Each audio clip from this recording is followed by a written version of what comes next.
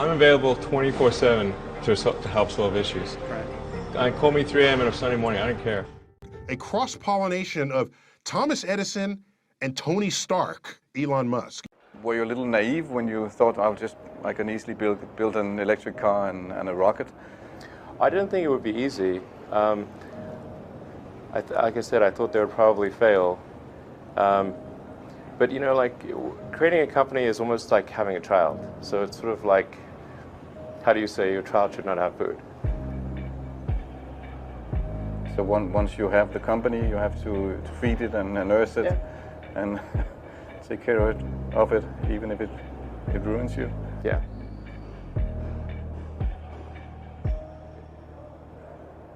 But suppose there were some tough times in 2008, end of 2008.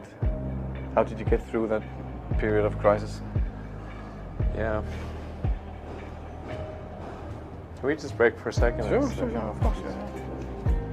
You want to wait a little while?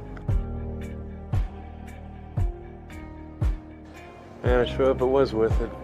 Sure hope so. Pardon me? Sure hope it was worth it. It's everything. And I was borrowing money from friends to pay the rent.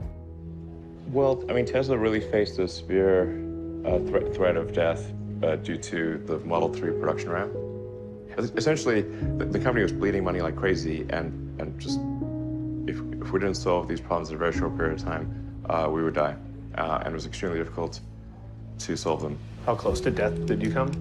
Within single-digit weeks. 22 hours a day, or like what? How many I hours? was working, so 7 days a week, sleeping in the factory.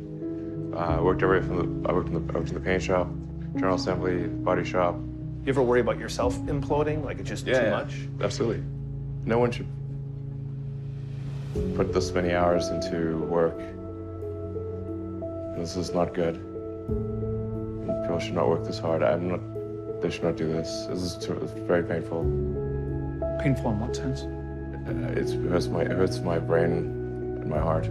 Where do you come up with your best ideas? Are you on vacation, or are you kind of just like in the middle of the night you wake up and start drawing things down? Or You know, sounds really cliche, but like the shower is probably like wake up and go to shower in the morning. And I think actually what's really happened is kind of stuff is percolated in the subconscious. Right. And it's not really occurring in the shower, but you're kind of getting the results of last night's, computation, basically. Right. Whatever area that you get into, given that, even if you're the best, there's always a chance of failure. So I think it's important that you really like whatever you're doing. If you don't like it, life is too short. I'd say, also if you like what you're doing, you think about it even when you're not working. I mean, it's something that your mind is drawn to, and if you don't like it, you just really can't make it work, I think. When you had that third failure in a row, did you think, I need to pack this in? Never. Why not? I don't ever give up. I mean, I'd have to be dead or completely incapacitated. Starting a business, I'd say, number one is have a high pain threshold. That's it. There's a friend of mine who's got a good saying, which is that starting a company is like eating glass and staring into the abyss. Okay, that's generally what happens, because when you first start a company, there's lots of optimism and things are great, and then so happiness at first is high.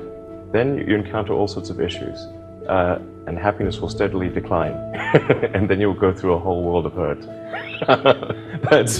And then eventually, if you succeed, and in most cases you will not succeed, and Tesla almost didn't succeed, came very close to failure. Then if you succeed, then after a long time you will finally get back to happiness. I think too is you've got to make sure that whatever you're doing is a great product or service. It has to be really great. And I go back to what I was saying earlier, where if you're a new company, I mean, unless it's like some new industry or new market that, if it's an untapped market, then you have more ability to, the standard is lower for your product or service. But if you're entering anything where there's an existing marketplace against large entrenched competitors, then your product or service needs to be much better than theirs. It can't be a little bit better, because then you put yourself in the shoes of the consumer and they say, why would you buy it as a consumer? You're always going to buy the trusted brand unless there's a big difference. So a lot of times, you know, an entrepreneur will come up with something which is only slightly better. And it can't just be slightly better. It's got to be a lot better. Number 3, I'd say, is constantly seek criticism.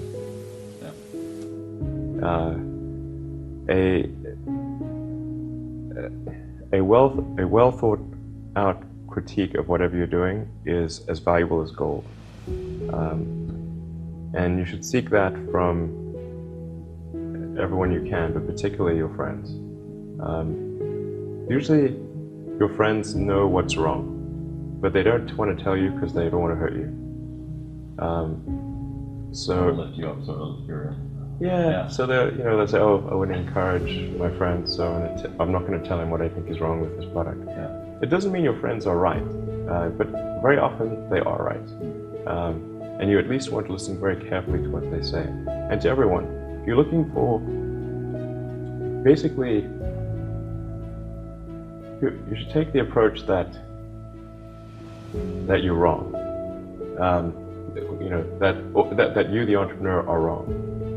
Your goal is to be less wrong.